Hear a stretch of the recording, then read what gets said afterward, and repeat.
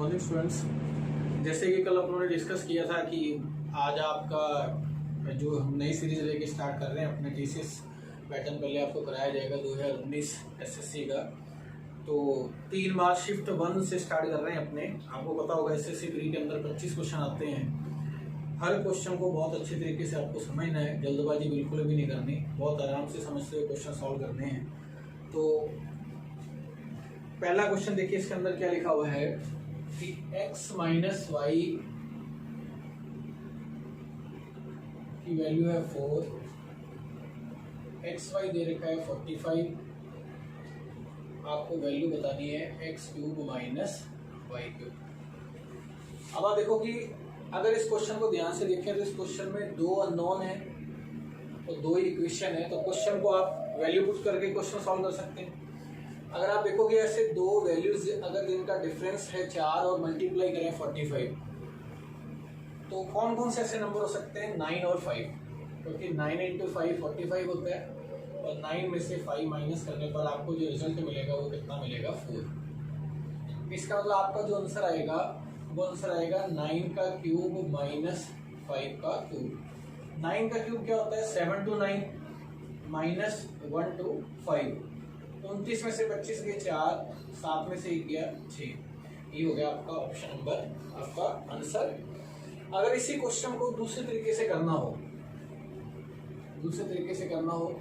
देखो आपको बहुत सारे मेथड, आपको जितने क्वेश्चन के पॉसिबल वे हैं वो सारे आने चाहिए, क्योंकि जरूरी नहीं कि हर क्वेश्चन को आप वैल्यू पुटिंग से कर सकते हो। मान लो इसकी जगह 43 होता है या इस क्वेश्चन की जगह 31 होता है या कुछ ऐसे नंबर होते हैं जब आप इसे नहीं कर सकते। माइनस वाई क्यूब बराबर x minus y x square plus x y plus y का स्क्वायर। अब x माइनस वाई की वैल्यू देखो आप, x माइनस वाई क्या है? 4। इसका मतलब आपका जो आंसर होगा वो 4 का मल्टीपल होगा। आप इसके ऑप्शन रीड करो, इसके ऑप्शन कौन कौन से हैं? फर्स्ट ऑप्शन क्या है? 604, सेकंड ऑप्शन है 822, थर्ड ऑप्शन क्या है? 151, नेक्स्ट ऑप्शन क्या है? 82। अब आपको पता है कि 4 का डिविजिबिलिटी रूल आपको क्या कहता है कि ऐसा नंबर 4 से डिवाइड होगा जिसकी लास्ट की 2 डिजिट 4 से डिवाइड होनी चाहिए। अगर आप फर्स्ट ऑप्शन देखो 0 और 4, ये 4 से डिवाइड हो रहा है तो ये हो सकता है। 22 4 से डिवाइड नहीं होता तो ये आंसर नहीं है। 51 नहीं होता, 82 4 से डिवाइड नहीं होता। इसका मतलब क्या है? इस क्वेश्चन को आप डायरेक्ट भी एक लॉजिकल तरीके से सोच के इस क्वेश्चन को आप टिक कर सकते हो कि वही आपका आंसर राइट होगा जो 4 का क्या होगा? मल्टीपल होगा। तीसरा मैं आपको इसका मेथड भी बता देता हूँ कि तीसरा तरीका क्या है इसको करने का। अगर इसके मेथड पे जाएं अपने,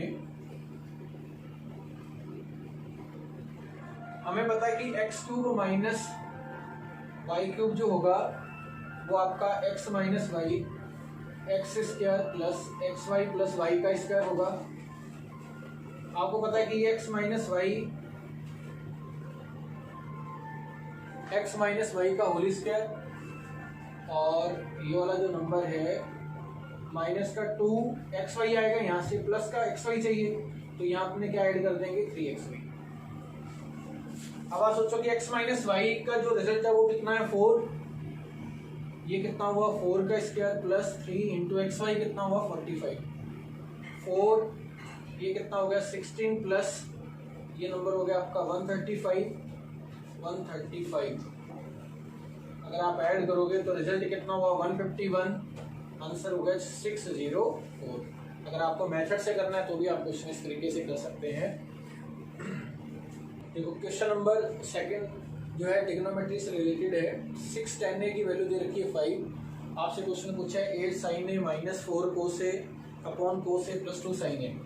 देखो इस क्वेश्चन को सॉल्व करने के 4 मेथड हैं। देखो उसमें क्या है कि अगर इस क्वेश्चन में अगर tan a की वैल्यू 5, 6 tan a अगर 5 दे रखा है तो यहाँ से tan a मतलब sin a upon cos a का जो रिजल्ट आएगा वो आपका आएगा यहाँ से 5/6। इसका मतलब अगर अपने रेशियो के हिसाब से देखें तो sin का रिजल्ट कितना हुआ? 5 और cos की वैल्यू कितनी हुई? 6। अब इसमें एक कंडीशन है, देखो आप अगर क्वेश्चन में दी गई इंफॉर्मेशन आपकी tan और cot में हो और पूछा गया क्वेश्चन साइन कोस में फ्रैक्शन फॉर्म में हो तो आप इसको वैल्यू साइन की 5 और कोस की 6 वैल्यू इसमें पुट कर सकते हैं। अगर ये क्वेश्चन फ्रैक्शन फॉर्म में नहीं होगा, अगर आप ऐसा पुट कर दोगे तो आपका आंसर गलत आएगा, क्योंकि देखो साइन की जो मैक्सिमम रेंज है वो होती है 1 ना कि 5। वैसे सब्जेक्टिव तरीके से किया जाए तो क्वेश्चन गलत है ये, लेकिन इसका जो x की जो वैल्यू आएगी 5x और 6x वो इसमें कैंसिल हो जाएगा। अगर यहाँ से वैल्यू देखें 8, ये कितना आ गया 5 माइनस 4 6, कोस की वैल्यू कितनी है 6 प्लस 2 5, 40 माइनस 24 कितना हुआ 16, 10 प्लस 6 कितना हुआ 16, तो रिजल्ट कितना आया 1। ये पहला तरीका हो गया। दूसरा तरीका क्या है इसको क्वेश्चन को सॉल्व करने का, हमें पता है कि 10a जो होता है वो क्वेश्चन 10a का रिजल्ट क्या है, 10a की जो वैल्यू है वो होती है sine a upon cos a। इसका मतलब इस क्वेश्चन को जो आपसे क्वेश्चन में इंफॉर्मेशन पूछी गई है इसके अंश व हर को अपने कोस a से डिवाइड कर देते हैं। जब आप कोस a से डिवाइड करोगे तो यहाँ जो रिजल्ट आएगा वो आएगा 8 10a minus 4 upon 1 plus 2 10a। 10a की वैल्यू देखो आप, अगर ये क्वेश्चन में कोड दिया होता तो आप किससे डिवाइड करते साइन से, क्योंकि कोस अपॉन साइन क्या होता है कोड। तो 10a का रिजल्ट कितना हो गया यहाँ से 5 अपॉन 6 माइनस 4 1 प्लस 2 5 अपॉन 6। इसका 6 एलसीएम कट जाएगा, ये कितना आ गया 40 माइनस 24 कितना हो गया आपका 16, और ये हो गया 6 प्लस 10 16, तो रिजल्ट कितना आ गया 1। देखो आप इस क्वेश्चन को लाल बटा का मैं वाली मेथड से भी कर सकते थे, और अगर इस क्वेश्चन में चौथा तरीका क्या है कि अगर ये वैल्यू आपकी स्पेशल एंगल वाली दे रखी है, मान लो कि 10a की वैल्यू 1 दे रखी है या 1/√3 है या √3 है, तो आप डायरेक्ट एंगल अज्यूम कर सकते हैं कि इसका जो आंसर होगा वो 30 45 60 के अकॉर्डिंग होगा। उम्मीद करता हूँ ये क्वेश्चन आपको बहुत बढ़िया तरीके से समझ में आ रहे होंगे। नेक्स्ट क्वेश्चन देखते हैं अपने क्या है। देखो सेकंड क्वेश्चन क्या है कि एक वृत्ताकार उद्यान की जो त्रिज्या है वो 42 मीटर है, 8 चक्कर में तय की दूरी ज्ञात करनी है आपको कितनी है। देखो यहाँ आपको एक रिजल्ट आपको हमेशा याद रखना है, बहुत इंपॉर्टेंट है कि अगर r की वैल्यू है 7 तो वहाँ अगर 7 है तो यहाँ से परिधि जो होगी c 2πr, एक चक्कर में तय की दूरी 2 × 22/7 × 7, ये कितना होगा 44। अगर एरिया πr स्क्वायर से निकालोगे तो ये आएगा 154। ये आपको हमेशा याद रखना है, क्योंकि इससे रिलेटेड जब क्वेश्चन आएगा आप डायरेक्ट कंपेयर करके क्वेश्चन को सॉल्व कर सकते हैं। कैसे, अगर मान लो कि एग्जाम के अंदर 14 मीटर रेडियस की बात कर रहा है, तो अगर इसको आप डबल करोगे तो ये डबल हो जाएगा, एरिया जो होगा वो आपका 4 टाइम्स हो जाएगा।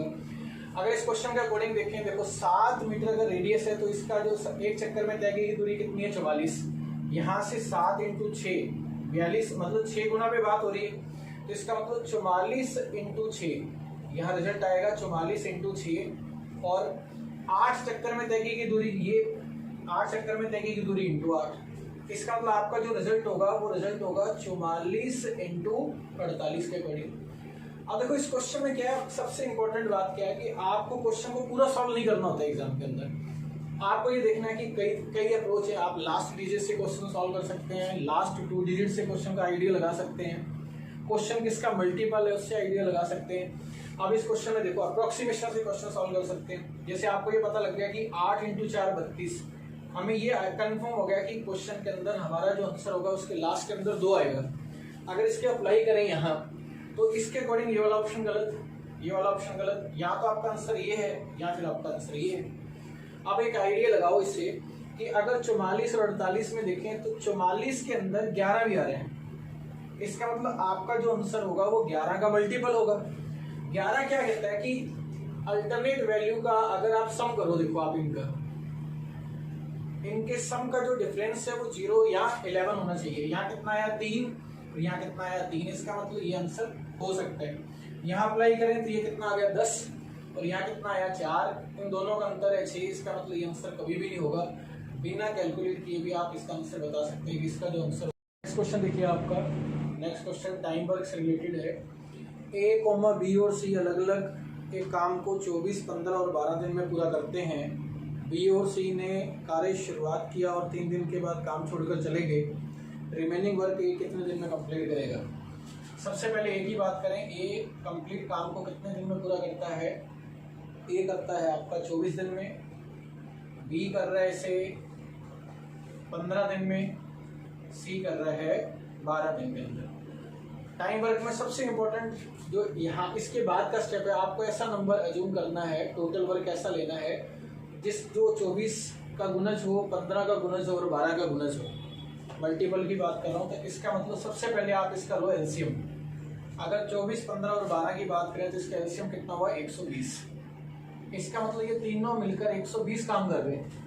अगर 120 काम करने का मतलब आप ऐसे अज्यूम कर लो कि ये तीनों टाइपिस्ट हैं। अगर ये 120 पेज टाइप करते हैं, ए करता है 24 दिन में, बी 120 पेज टाइप करता है 15 दिन के अंदर, सी 120 पेज करता है 12 दिन के अंदर टाइप। अगर ये 24 दिन में टाइप कर रहा है 120 पेज, तो इसका मतलब ये पर डे कितना करेगा, हर रोज जो काम करेगा वो इसकी कार्य क्षमता को शो करेगा। तो 24 120 को अगर आप 24 से डिवाइड करेंगे, आपका जो आंसर आएगा वो कितना आएगा 5। इसका मतलब ये हर रोज कितने पेज टाइप कर रहा है 5। अगर यहाँ 15 के हिसाब से देखें तो ये कितना हुआ 8। अगर सी की बात करें तो ये कितना हुआ 10। क्वेश्चन में क्या लिखा हुआ है देखो, आप उसकी नेक्स्ट दूसरी सेकंड लाइन में पढ़ो। आप बी और सी ने कार्य शुरू किया, 3 दिन बाद काम छोड़ दिया। बी और सी अगर दोनों मिलकर काम करते हैं तो दोनों मिलकर कितना काम करेंगे, दोनों मिलकर काम करेंगे 18। अगर 18 को 3 से मल्टीप्लाई कर दें तो इन्होंने काम किया 54। 120 पेज टाइप करने थे, 54 पेज इन्होंने टाइप कर लिए बी और सी ने। तो बचे कितने, बचे इसके अंदर 6, 11 में से 5 गया 6, 66 पेज अभी भी बचे हुए हैं।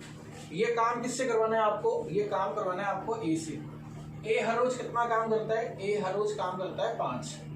अगर 5 पेज टाइप करेगा तो आपका जो आंसर होगा वो 13 पॉइंट समथिंग होगा। आप ऑप्शन पढ़ो, इसमें आपका डी जो आंसर है वो कितना हुआ 13 से 1/5 आपका हो गया आंसर। नेक्स्ट क्वेश्चन देखो आप, नेक्स्ट क्वेश्चन है डीआई का। क्वेश्चन को पढ़ो क्या लिखा हुआ है। डीआई के क्वेश्चन में क्वेश्चन को पूरा पढ़ना जरूरी नहीं है, आप इसकी लास्ट लाइन पे जाओ बस डायरेक्ट। ठीक है, लिखा है 2015 में उत्पादित किस प्रकार की कारों की संख्या उस वर्ष में उत्पादित कुल कारों की संख्या का ठीक 20% है। 2015 में टोटल देखो आप, 2015 का टोटल कितना दे रखा है 100, और 100 का 20%, नॉर्मल सी बात है कि 100 का 20% तो 20 ही होगा।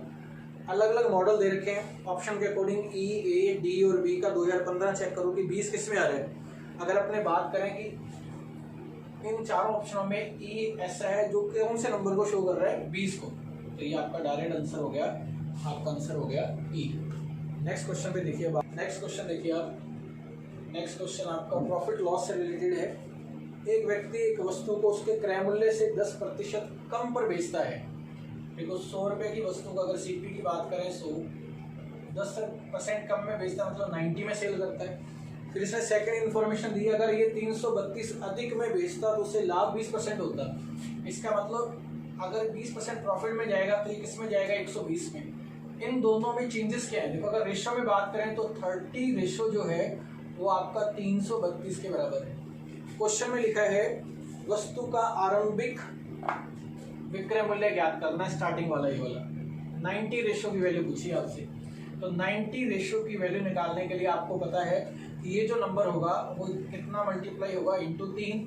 अगर आप 3 से मल्टीप्लाई कर दोगे तो आपका जो आंसर आएगा वो कितना आ गया 996 रुपये आपका आंसर। नेक्स्ट क्वेश्चन देखिए आप।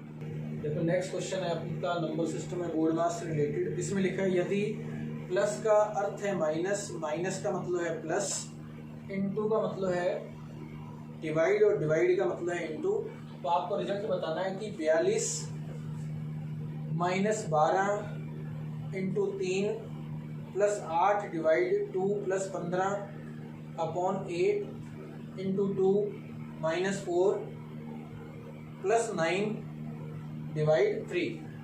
यहाँ जो मैंने लिखा है मैंने ऑलरेडी इसके साइन बदल दिए हैं, प्लस की जगह माइनस, माइनस की जगह प्लस, इंटू की जगह डिवाइड और डिवाइड की जगह इंटू। आप क्वेश्चन से चेक कर लेना।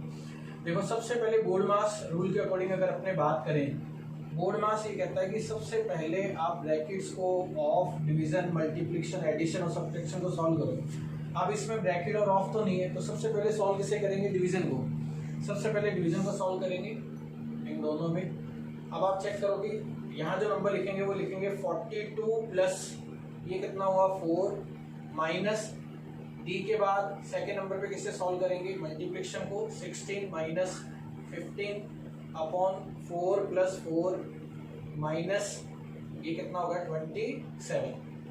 अब देखो 42 प्लस 4 कितना हुआ 46, 46 में से 16 गए कितना हुआ 30, 30 में से 15 गए कितना आया 15। इन दोनों को चेक करें 8 माइनस 27, रिजल्ट कितना हुआ माइनस के 19। नेक्स्ट क्वेश्चन देखो DI का है। 2013 और 14 में मिलाकर किस प्रकार की कारों की संख्या उन 2 वर्षों में उत्पादित कुल कारों की संख्या का ठीक 25% है। 2013 और 14 को देखो पहले, सबसे पहले 13 और 14 के अंदर कारों की कुल संख्या कितनी है। 2013 के अंदर 13 में है आपकी 130, 14 में है 170, तो ये ओवरऑल कितना हो गया 300। इसका 25% 1/4 होता है, कितना आया 75। आपको ये बताना है कि किन मॉडल के अंदर जो रिजल्ट है वो 75 है। 13 और 14 का टोटल करें। ऑप्शन में B, C, D और E दे रखा है, आप इसको रफली पढ़ो। ऑप्शन में क्वेश्चन के अंदर ही रीड करो आप 13 और 14 में। अगर B की बात करें तो देखो B का जो रिजल्ट दे रखा है वो आपका दे रखा है 18 और 43। अगर आप 18, 43 को ऐड करोगे तो आपका रिजल्ट 75 नहीं आएगा। 32 और 26 को ऐड किया 58, ये रॉन्ग हो गया। D के अंदर आपका जो आंसर आ रहा है वो आ रहा है आपका 13 और 14 में 40 और 35। इसका मतलब आपका जो आंसर होगा वो कौन सा होगा, आपका मॉडल D आपका राइट आंसर है। नेक्स्ट क्वेश्चन आपका ज्यामिति से रिलेटेड है। यदि A, B और C किसी वृत्त पर 3 बिंदु इस प्रकार से हैं कि जीवा AB और AC वृत्त के केंद्र O पर 110 डिग्री और 130 डिग्री का कोण बनाते हैं, तो एंगल BAC का मान आपको बताना है। ये पॉइंट अपने ले लेते हैं A, या पॉइंट ले लिया B, या पॉइंट ले लिया मान लो C। AB जीवा जो है वो सेंटर पे कितने का एंगल बना रही है, ये बना रही है आपका 110 डिग्री। अगर अपने AC की बात करें, AC जीवा सेंटर पे कितने का एंगल बना रही है, ये बना रही है 130 डिग्री। एग्जामिनर आपसे पूछ रहा है कि आपको जो एंगल बताना है वो बताना है BAC, ये वाला एंगल आपसे पूछ रहा है अल्फा का मान। देखो सबसे पहले आप रीड करोगे, अगर सेंटर पे अगर बात करें तो पूरा एक सर्कल 360 डिग्री का होता है। यहाँ से 110 डिग्री 130 डिग्री दोनों का टोटल किया कितना हुआ 240। 240 इसका मतलब जो बचा हुआ वो एंगल हुआ आपका 120 डिग्री। सर्किल के अंदर एक प्रॉपर्टी पढ़ाई जाती है कि अगर एक ही चाप के द्वारा केंद्र पे बना कोण परिधि पर बने कोण का होता है डबल। अगर 120 डिग्री का कोण देखो आप किसके द्वारा बन रहा है, ये बन रहा है चाप BC के द्वारा। अगर चाप BC की बात करें अपने, चाप BC के द्वारा सेंटर पे एंगल कितना बन रहा है 120 डिग्री। इसका मतलब इसी चाप के द्वारा इस परिधि पर जो एंगल बनेगा वो 120 का क्या होगा, डबल होगा। इसका मतलब ये वाला एंगल आपका कितना होगा 60 डिग्री। 120 वाला एंगल इसका क्या होगा डबल। इस क्वेश्चन को दूसरे तरीके से भी कर सकते थे। इस क्वेश्चन को सॉल्व करने का दूसरा तरीका क्या था, अगर यही डायग्राम मैं दोबारा से बना देता हूँ। यहाँ ये पॉइंट आपका A, ये पॉइंट आपका B, ये पॉइंट है C। जीवा AB सेक्टर पे कितने का एंगल बना रही है 110 डिग्री। ये पॉइंट कितना 130 डिग्री। आपको ये एंगल बताना है। देखो सबसे पहले अगर आप OAB ट्रायंगल के अंदर अगर आप जाते हो, OAB ट्रायंगल में अगर आपने देखें तो ये वैल्यू और ये रेडियस, ये दोनों भुजाएं आपस में बराबर हैं, ये हो गया रेडियस। तो इसका मतलब दो भुजाएं बराबर है तो उनके सामने के जो एंगल हैं वो भी क्या होंगे, आपस में क्या होंगे, बराबर होंगे। अगर त्रिभुज के तीनों कोणों का योग 180 डिग्री होता है, अगर एक मान 110 है तो इसका मतलब बाकी का जो मान होगा वो 180 में से 110 कम करेंगे और दो बराबर हिस्सों में बटेगा ये। इसका मतलब 70 को 2 से डिवाइड किया तो कितना आया 35। इसका मतलब ये वाला एंगल कितना हो गया आपका 35 डिग्री और ये एंगल भी कितना हो गया 35 डिग्री। अब दूसरा देखो, आप ट्राइंगल OAC में चले जाओ। आप OAC में अगर एक एंगल आपका 130 है तो इसका मतलब बाकी के जो दो एंगल आपको निकालने हैं, ये वाला एंगल और ये वाला एंगल, वो कैसे आएगा 180 में 130 माइनस कर देंगे, दो बराबर हिस्सों में डिवाइड होगा, 50/2 कितना हुआ 25 डिग्री। इसका मतलब ये बाकी का जो हिस्सा ये कितना हुआ 25। तो ओवरऑल जो आपको जो रिजल्ट मिलेगा वो मिलेगा 35 + 25, आंसर कितना हो गया आपका 60 डिग्री। तो नेक्स्ट क्वेश्चन क्या है, टाइम स्पीड डिस्टेंस रिलेटेड है। एक रेलगाड़ी एक खंबे को 12 सेकंड में और 170 मीटर लंबे पुल को क्रॉस करने में 36 सेकंड का समय लेती है। उसकी चाल किलोमीटर पर आवर में आपको ज्ञात करनी है। देखो ट्रेन, और यहाँ बात करते हैं पोल की। एक खंबे को क्रॉस करने में कितना समय ले रही है? 12 सेकंड। और यही ट्रेन एक ब्रिज को क्रॉस करने में कितना समय ले रही है? समय ले रही है क्वेश्चन के अंदर 36 सेकंड। जिस ब्रिज, जिस पुलिया को ये क्रॉस कर रही है, उसकी जो लेंथ है वो कितनी दे रखी है क्वेश्चन में? वो दे रखी है 170 मीटर। आपको इसकी स्पीड बतानी है। अब क्वेश्चन को पढ़ो। देखो क्वेश्चन में क्या लिखा है कि जब कोई ट्रेन किसी पोल को क्रॉस करती है उस समय ट्रेन अपनी स्पीड को, अपनी लेंथ को क्रॉस करती है। पोल की लेंथ को आप कंसीडर नहीं करते, क्योंकि ट्रेन की लंबाई के सामने इसकी लंबाई को 0 मानते हैं। और यहाँ इन दोनों की ट्रेन और ब्रिज दोनों की लंबाई ली जाएगी। अगर अपने डिफरेंस देखें इन दोनों का जो डिफरेंस है, इसका मतलब 170 मीटर एक्स्ट्रा चलने में इसको 24 सेकंड और ज्यादा लगेगी। इसका मतलब कंक्लूजन क्या निकला कि 24 सेकंड के अंदर ये कितना डिस्टेंस कवर करती है? 170 मीटर। अगर अपने 1 सेकंड में देखें तो 1 सेकंड के अंदर जो आपका आंसर जो आएगा वो कितना आएगा? 170/24 स्पीड की अगर बात करें। लेकिन जो ऑप्शन आपको दे रखे हैं वो किलोमीटर पर आवर में है। आपको ये कंफर्म होगा कि अगर क्वेश्चन में मीटर पर सेकंड से किलोमीटर पर आवर में जाना है तो आपको 18/5 से क्या करना पड़ेगा? मल्टीप्लाई करना पड़ेगा।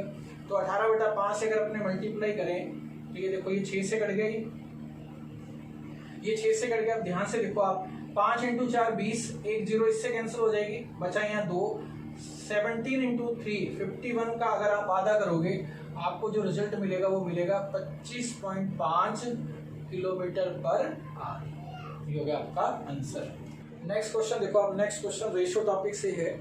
एक विद्यालय में विद्यार्थियों की कुल संख्या 640 है, जिनमें लड़कों को और लड़कियों की संख्या का जो रेशियो है 5:3 है। विद्यालय में 30 लड़कियां और शामिल हो जाती हैं।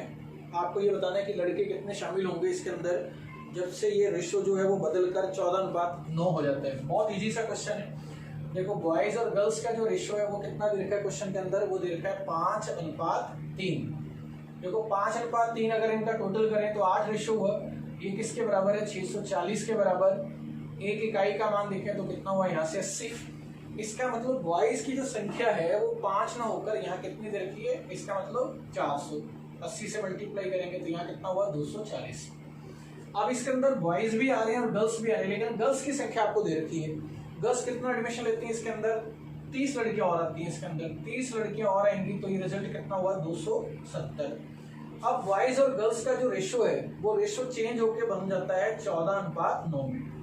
आपको ये बताना है कि कितने बॉयज ने इसके अंदर और एडमिशन लिए। अब आप सोचोगे अगर ये 14:9 में अगर ये वैल्यू आपकी 270 है तो इसको कितने से मल्टीप्लाई करें कि 270 आ जाए? इसका मतलब इसको कितने से मल्टीप्लाई करना पड़ेगा? 30 से। अगर आप 14 वाली वैल्यू को 30 से मल्टीप्लाई करोगे तो आपका आंसर आया 420। इसका मतलब 400 से 420 जाने में लड़कों की जो संख्या होगी वो कितनी होगी? 20। इसका मतलब आपका जो आंसर है वो कितना आ जाएगा? 20। देखो नेक्स्ट क्वेश्चन क्या है? x की पावर 2a, y की पावर 2b, z की पावर 2c और x² yz है। तो ये वैल्यू आपको बतानी है। ये थोड़ा बहुत क्वेश्चन बढ़िया है। अगर आप इसको देखो, इसको सॉल्व कैसे करेंगे? x की पावर 2a बराबर y की पावर 2b बराबर z की पावर 2c। हमने कोई नंबर मान लिया, नंबर है मान लो k। अगर ये इसके बराबर है तो यहाँ से x का जो रिजल्ट आता है, घातांक करने के अंदर आपको पढ़ाया जाता है, तो यहाँ से ये रिजल्ट आया k की पावर 1/2a। y का रिजल्ट यहाँ से कितना आ जाएगा? वो आएगा k की पावर 1/2b। और z का रिजल्ट यहाँ से कितना आ गया? k की पावर 1/2c। अब यहाँ अगर वैल्यू रखें x², x की वैल्यू क्या है? k 2/2a। y कितना दे रखा है? k 1/2b। और ये क्या है? k 1/2c। आपको पता है कि जब बेस सेम होता है तो पावर जुड़ जाती हैं, तो ये जो रिजल्ट होगा वो क्या होगा? 1/2b plus 1/2c। और ये कितना होगा? 2/2a। तो दोनों साइड में अगर बेस सेम होगा तो पावर भी आपस में सेम होगी। इसका मतलब ये वाला जो रिजल्ट है वो कंप्लीट इसके बराबर होगा। तो यहाँ से ये किसके बराबर हुआ? 2/2a 1/2b plus 1/2c। आगे इसको अगर अपने सॉल्व करें, इसको यहीं पे छोड़ दो आप एक बार। अगर आप BC से डिवाइड करते हो तो यहाँ जो रिजल्ट आएगा, इसको इस नंबर से डिवाइड किया तो कितना आया? a/c प्लस बी सी से बी सी डिवाइड किया 1 और सी ए अगर आप डिवाइड करोगे तो आपका जो रिजल्ट आएगा वो आएगा ए अपॉन बी। इसका मतलब यहाँ से अगर आपने 2 से 2 कैंसिल कर दिया है, यहाँ से 1 का रिजल्ट कितना आया, ये रिजल्ट आपका आया ए अपॉन 2b प्लस ए अपॉन 2c। इस 2 को इधर शिफ्ट कर दो, ये रिजल्ट हो गया आपका 2 ए अपॉन बी ए अपॉन सी। इसकी जगह अगर मैं वैल्यू रखें a अपॉन बी और a अपॉन सी की 2, तो 2 प्लस 1 आंसर कितना हो गया आपका 3।